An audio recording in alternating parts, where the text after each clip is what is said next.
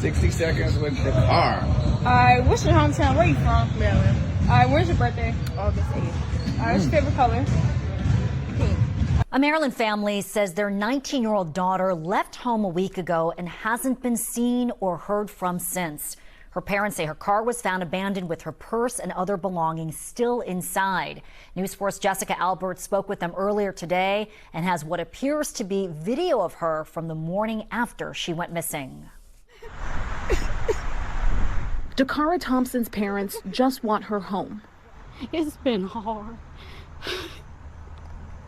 It's been hard. They say the 19-year-old went missing last Friday night after leaving her dad's house in Lanham. It was a little after 10 p.m. She said, "Dad, I'll be back." Dakara's father tried to contact her that night. He says she told him she was getting gas at this station near their home and would be back. But the next day, she didn't return. So today, Dakara's friends and family gathered in this neighborhood trying to find answers. We're going to find Dacara. It was a call to action that rallied dozens to a Hyattsville neighborhood, hoping to find out what happened to 19-year-old Dacara Thompson. According to her parents, Thompson told her father she was going out and that she'd be back soon, before walking out of her father's home in Lanham on August 22nd. Her mother, Carmen, says that's the last time anyone heard from her. We have no knowledge of what her whereabouts have been for the past 9 days. Today, Thompson's loved ones joined dozens of supporters near where she was last seen in Hyattsville for a vigil, praying for her safe return. Father, we thank you, we bless you for this moment. Then they hit the streets to spread the word and find clues. I just want to help. I want to look through anything, rummage anything I see. It was the evening of August 31st, 2025 along Route 50 in Anne Arundel County, Maryland. A call came into 911, a report of a disabled vehicle near the roadway. Maryland State Police rushed to the scene where they made a horrifying discovery.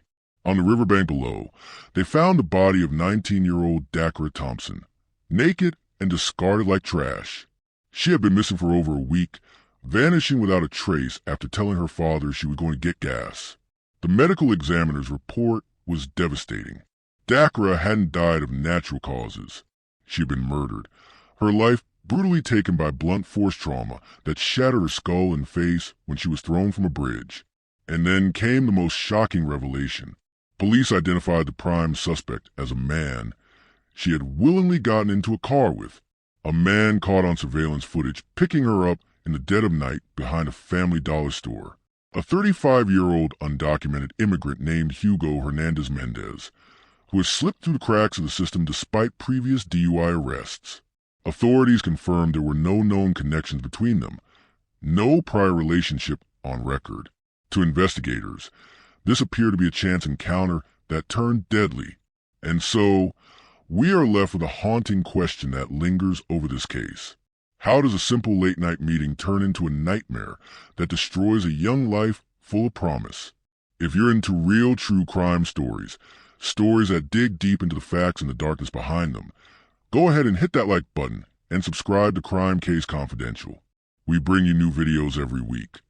So there's always another case to uncover, another truth to explore. The police came to the scene. We did discover that all of her personal belongings were in her car, such as her purse, her credit card, her debit cards. She even had $60 cash. Dakara's father gave News 4 this surveillance video allegedly taken from a home near where Dakara's SUV was found. He says it appears to show her walking away from the car around 1:30 a.m. Saturday morning, about 3 hours after she left her father's home in Lanham. Her parents say they haven't heard from or seen Dacara since. Her phone was not left in her car, and her parents say it's been disabled. It's not like her at all. This is out of the norm for her. She's a introvert. She doesn't have an enormous amount, like a lot of friends that she hangs with or anything like that. And like, we're really close. To understand the tragedy, we have to begin with the life that was taken. Dacara Thompson was not just another headline. She was a 19-year-old woman full of energy, ambition, and hope for the future. Born and raised in Prince George's County, Maryland, Dacara had recently crossed one of life's most important milestones, She was a fresh graduate of St. Charles High School in Waldorf, stepping into adulthood with dreams and plans stretching out before her. But Dacara wasn't content to simply celebrate her diploma and wait for life to happen. She was a young woman of action, someone who believed in making a difference. Right out of high school, she made a choice that spoke volumes about her character. She raised her hand to join the Maryland Service Year Option, a first-in-the-nation program that connects recent graduates with meaningful volunteer opportunities across the state. Through this program, she worked at nonprofit Prince George's County, dedicated herself to serving her community before she had even fully established herself in the world. Governor Westmore would later describe her as a bright light in our state, and those who knew Dacara understood exactly what he meant. She wasn't just going through the motions of community service.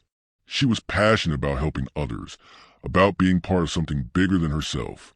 Her school principal at St. Charles High School remembered her as someone who exemplified leadership, discipline, and a spirit of service that inspired her peers. She had been a dedicated student-athlete and member of the Marine Corps JOTC program, showing early on that she was drawn to service and excellence. At home, Dacara was a heart of her family. The youngest of 5 siblings, she had been staying with her father, Daniel Thompson, in his Lanham apartment for the summer. Their relationship was built on love, trust, and open communication. This wasn't a household where a teenager disappeared without explanation. When Dacara left the house, she kept her father informed. The family even shared locations to the Find My Phone app, showing the level of trust and connection they maintained. The night of August 22nd was no different. She told her father she was going to put gas in her car, and when he texted her, "I love you. I'm about to go to bed. I was just checking on you," she responded with her typical warmth. "I got gas and I'm out. I should be back soon. I love you too. Good night." Her mother, Carmen Thompson, would later speak about the daughter she lost, describing Dacara as an outgoing, soft-spoken, kind young lady and a free spirit who was simply a good girl. But Carmen also had to defend her daughter's memory, asking the public to approach everything with grace and not believe everything they might see or hear on social media. It was a mother's plea to remember Dacara as she truly was, not as internet speculation might paint her. Dacara's aspirations were just beginning to take shape. At 19, she was in that exciting phase of life where possibilities felt endless. She had dreams of joining the Air Force one day, combining her love of service with her desire to see the world. Governor Moore noted that she yearned to be part of our mission to solve big problems with bold solutions through her passion for the arts, showing that her interests were as diverse as they were meaningful. She had successfully completed her year-long service program, and those who worked with her said she carried a quiet presence, but her bright light touched all who worked with her. What made Dacara's story so particularly heartbreaking was how ordinary her life was in the best possible way. She wasn't running from anything or toward anything dangerous. She was a young woman living her life, making responsible choices, staying connected to family, contributing to her community. She represented the kind of future that every parent hopes for their child, someone who graduates, finds purpose, and builds a meaningful life through service to others. On the night she disappeared, Dacara was simply being herself, responsible, communicative, loving. She was a daughter checking in with her father, a young woman who said, "I love you," in her last text message. She was someone who should come home that night, should have continued building whatever life she was meant to live, whether that was in the Air Force, in the arts, or continuing her community service. Instead, her name is now a reminder of how quickly everything can change, how precious and fragile our everyday moments really are. August 22nd, 2025 started like any other summer day in Lanham, Maryland. Dacara Thompson was spending time at her father's apartment, enjoying the warm weather and the freedom that comes with being a recent high school graduate. She had successfully completed her year of service with the Maryland Service Year Option program and was looking ahead to her future. Nothing about that Thursday suggested it would be her last day alive. Around 10 p.m. that evening, Dacara told her father she was going out to get gas for her car. It was a routine errand, the kind of mundane task that fills our daily lives. She grabbed her keys, said goodbye, and headed out into the night. Just before midnight, her father sent her a loving text, and her response came quickly, filled with the warmth and consideration that defined her. "I got gas and I'm out. I should be back soon. I love you too. Good night." It would be the last time anyone in her family would hear from her. But Dacara didn't come home that night. And as the hours turned into August 23rd, something dark was unfolding in the early morning darkness of Prince George's County. At approximately 3 a.m., surveillance cameras behind a Family Dollar store on University Boulevard in the Langley Park area captured footage that would later become crucial evidence in understanding Dacara's final moments. The grainy black and white images show a young woman walking across the parking lot with purpose. That woman was Dacara Thompson, though at the time, no one knew she was walking toward her death. The surveillance footage reveals a chilling sequence of events. Dacara approaches a black GMC Yukon Denali that's waiting in the parking lot behind the store. She walks directly to the vehicle, suggesting this wasn't a random encounter. She speaks briefly with someone inside, an exchange that lasts only moments. Then, in a decision that would cost her everything, Dacara opens the passenger door and gets into the SUV willingly. For investigators try and piece together what happened, this footage would raise as many questions as it answered. How did Dacara know to come to this specific location? Who was she meeting and why? The surveillance shows no signs of struggle, no indication that she was being forced. She appeared to be meeting someone she expected to meet, someone she felt comfortable enough to get into a car with in the middle of the night. At 3 a.m., the black SUV pulls away from the Family Dollar parking lot with Dacara inside. The vehicle travels through the quiet streets of Prince George's County, heading toward Bowie. Inside that SUV, a 19-year-old woman who had dedicated her life to serving others was about to encounter a level of violence that would shock even seasoned investigators. The SUV's destination was a house on Cambridge Drive in Bowie, where 35-year-old Hugo Hernandez Mendez lived. What happened inside the house would remain largely between Dacara and her killer, but the physical evidence would later tell a horrific story. Blood spat in the bedroom, signs of a violent struggle, and the kind of blunt force trauma that would shatter a young woman's skull and dreams in equal measure. By around 5 a.m. on August 23rd, as her father was likely asleep and expecting his daughter to be safely home, Dacara Thompson was already dead. Her phone had been turned off and would never be recovered.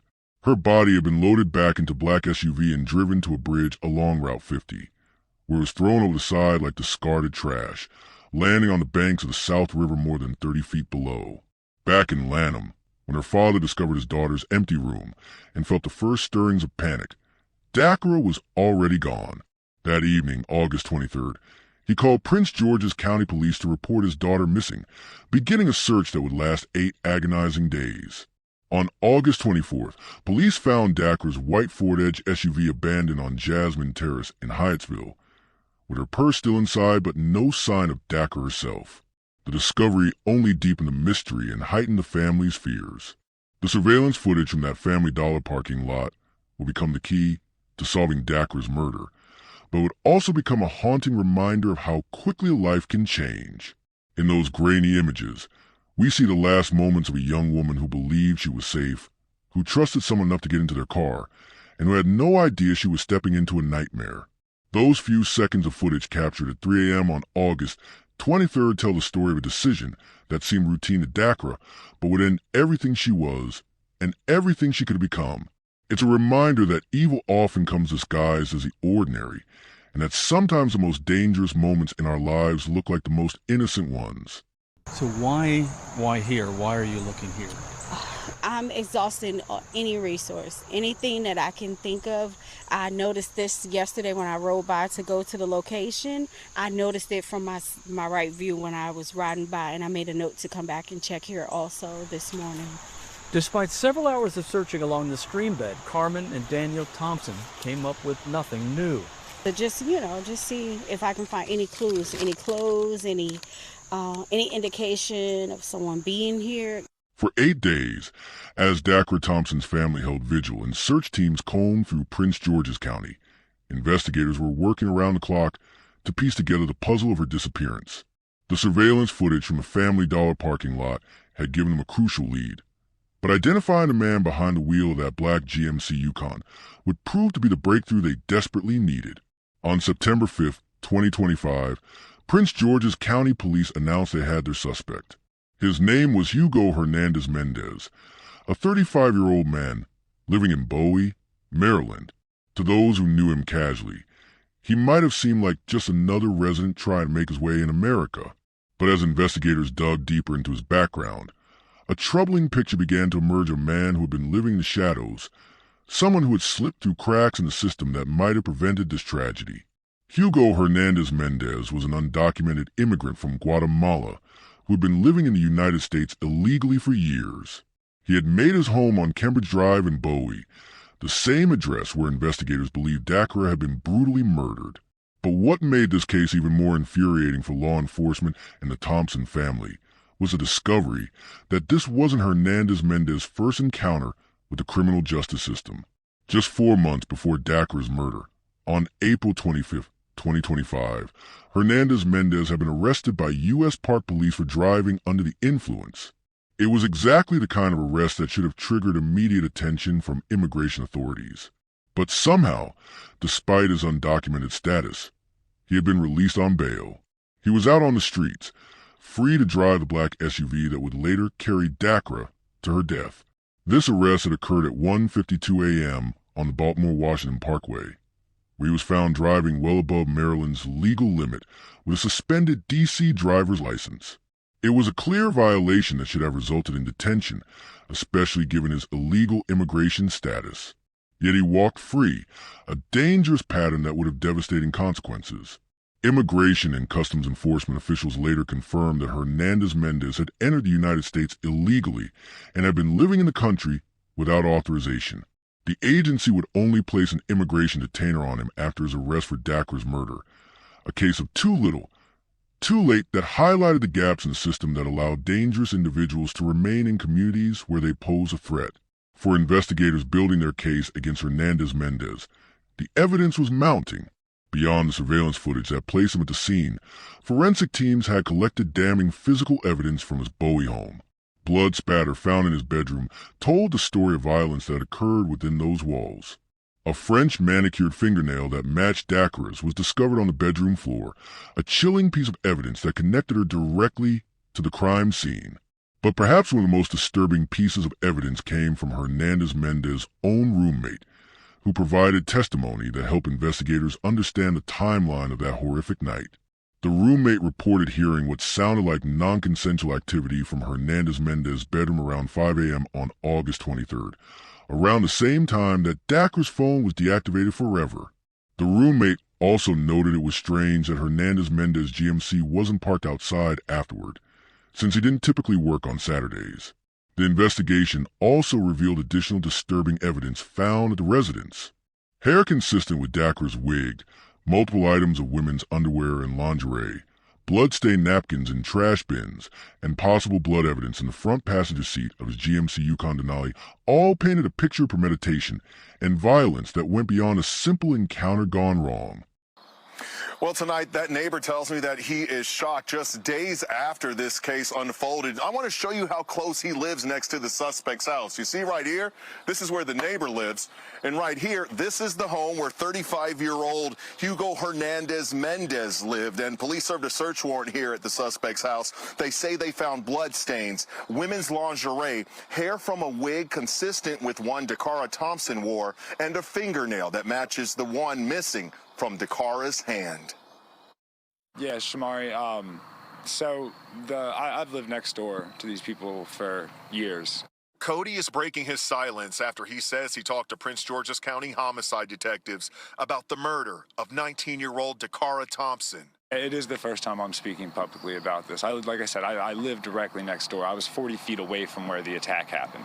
Living next door to suspect 35-year-old Hugo Hernandez Mendez, the alleged illegal immigrant who police say killed Dacara Thompson inside his bedroom in this home in Bowie, Maryland.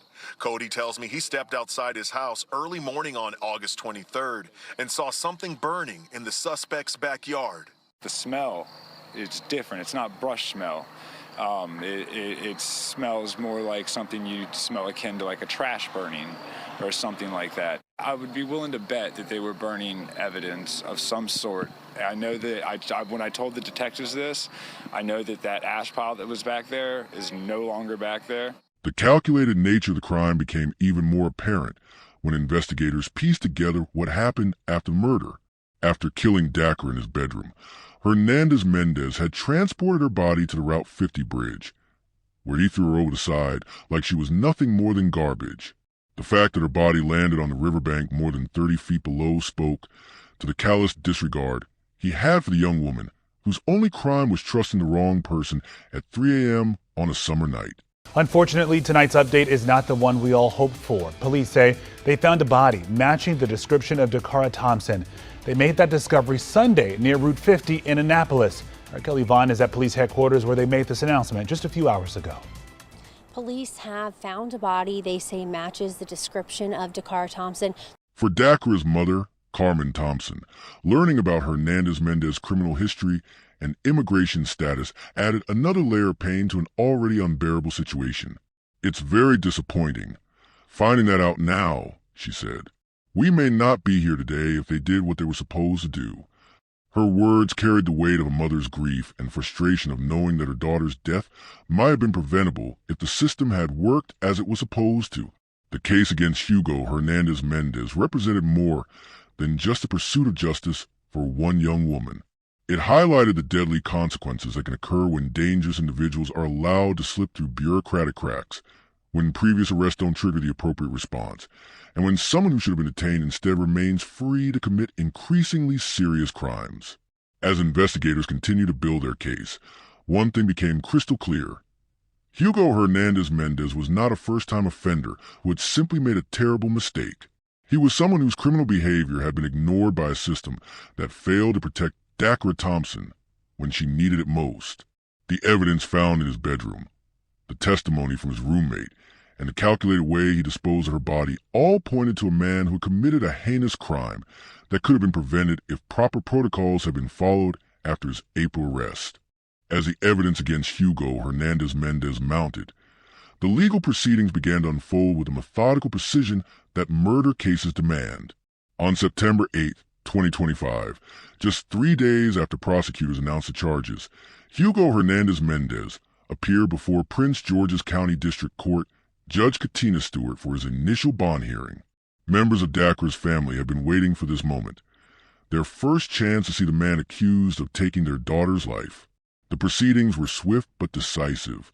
Judge Stewart ruled that Hernandez Mendez would be held without bond, determining that there would be no pretrial release options reasonable given both the severity of the charges and his status as an undocumented immigrant who posed a significant flight risk. The weight of first and second-degree murder charges hung heavy in the air, along with the knowledge that if convicted, he could face life in prison without the possibility of parole. The man accused of murdering 19-year-old Dacara Thompson will remain behind bars after appearing before a judge in Upper Marlboro today. Our Katie Barlow was in the court and has the latest. Katie? Hey guys, it was an absolutely packed courtroom this afternoon when Judge Katina Stewart took the bench. I was sitting right behind the victim's mother, Carmen, and it was mostly family members and supporters of the victim, 19-year-old Dacara Thompson, who police say was murdered and then thrown over a bridge off Route 50 in Annapolis. Now, 35-year-old Hugo Hernandez Mendez, who is the suspect in this case, ICE says is in the country illegally and living in Bowie, Maryland. He appeared remotely in a prison jumpsuit from jail, and that's where he's going to remain for now. Now, during court today, Hernandez Mendez's lawyer waived the bond hearing. That means they agree not to challenge his detention. But Judge Stewart went out of her way to emphasize that she would not order his release anyway, based on the current allegations. And that's because there's no set of conditions that would be reasonable or assure the safety of the community. Outside the courthouse, Carmen Thompson faced the cameras and reporters with the composure of a mother who had already endured the unthinkable. Her words were measured but filled with pain as she spoke about the daughter she had lost and the justice she was seeking. She was a free spirit, Carmen said, her voice steady despite the obvious grief. There's been a lot of people disparaging her character on social media and things as such. Please don't believe everything you see. Don't believe anything you hear. Out of respect for family and us grieving, please Approach everything with grace. We would appreciate that. For Carmen Thompson, seeing the legal process begin brought a complex mix of emotions. I just want justice served for my daughter, she told reporters after the hearing. Her words were simple, but they carried the weight of every parent's worst nightmare. The knowledge that not only had she lost her daughter in the most violent way imaginable, but that this tragedy might have been prevented if the system had worked properly. The weight of knowing about Hernandez-Mendez's previous arrest and release continued to haunt the family and fuel broader conversations about enforcement failures. Carmen Thompson's statement that we may not be here today if they did what they were supposed to do had resonated beyond Prince George's County, becoming a symbol of the consequences that can occur when dangerous individuals slip through systemic cracks. Carmen Thompson. Carmen Thompson? Yes. And you are a? I'm the mother of Dacara Thompson. She was a free spirit. She was a good girl. She was a good kid. So there's been a lot of people disparaging her character on social media and things as such. Please don't believe everything you see. Don't believe everything you hear. Out of respect for the family and us grieving, please, approach everything with grace. We would appreciate that. Ma'am, do you have any thoughts about this notion that this guy was arrested by Park Police and released back in April? I'm sorry, can you repeat that? This man, Mr. Hernandez-Mendez, yes, was arrested by the United States Park Police for drunk driving in April 25th on the BW Parkway. Mm-hmm. He was subsequently released. Mm-hmm. There was no check of his immigration status or anything like that. There were no warrants at the time, no detainer. Mm-hmm. But he was in federal custody. Mm-hmm. And then he was released, and he is in the country without proper documentation, and now they've filed. I'm very disappointed, finding that out now, because we may not be here today if they did what they were supposed to do. The preliminary hearing was scheduled for October 8th, 2025, where prosecutors would present their evidence to a judge who would determine whether there was sufficient probable cause to move forward with the murder charges. For the Thompson family, it would represent another milestone in what they knew would be a long and painful journey to the court system, each hearing bringing them closer to the justice they sought while forcing them to relive the horror of what had happened to Dacara. Court documents had revealed the extensive evidence collected in the case.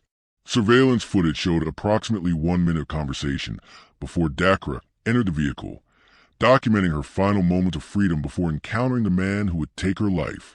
The physical evidence from the crime scene, including forensic proof found in both Hernandez-Mendez's bedroom and vehicle, painted a comprehensive picture that would form the backbone of the prosecution's case. The investigation into whether Dacara and Hernandez-Mendez had known each other prior to August 23rd remained ongoing, though all evidence pointed to a chance encounter that turned deadly. This reality made the crime even more chilling. A young woman's life had been ended by a stranger whose previous encounter with law enforcement should have kept him off the streets. The case had drawn attention from political figures, with Congressman Glenn Ivey issuing statements criticizing immigration enforcement failures and County Executive Aisha Brayboy condemning federal authorities for releasing Hernandez-Mendez after his April arrest. The immigration debate intensified, with IC responding by criticizing local sanctuary policies, making Dacara's case part of a larger national conversation about enforcement and public safety. As Carmen Thompson continued to speak publicly about her daughter in the case, her message remained consistent. Remember Dacara for the vibrant young woman she was, demand justice for what happened to her, and ensure that the system failures that allowed this tragedy to occur are never repeated. It was more than a mother's plea for justice. It was a call for accountability that might prevent other families from experiencing the same devastating loss. The case of Dacara Thompson had become more than just another murder investigation. It had exposed the deadly consequences that can occur when warning signs are ignored, and when someone who should have been detained instead remains free to commit violent crimes. As the legal process continued its methodical march toward justice, one thing remained clear. Dacara's death would not be forgotten, and her family would ensure that her story served as a reminder that justice requires both punishment after the fact and prevention before tragedy strikes. In the end, the question that haunted investigators from the beginning: how does a simple late-night meeting turn into a nightmare that destroys a young life full of promise, have been answered with devastating clarity. It happens when systems fail, when protocols aren't followed, and when dangerous individuals are allowed to walk free among the innocent. Dacara Thompson's story serves as a tragic reminder of the human cost when institutions fail to protect those who need it most. Thanks for watching. Let me know what you think in the comment section below. If you haven't already, be sure to like this video, subscribe to Crime Case Confidential, and turn on notifications. We upload new true crime content weekly, covering cases you know and many you don't. Stick with us as we bring you more stories that deserve to be heard. See you in the next.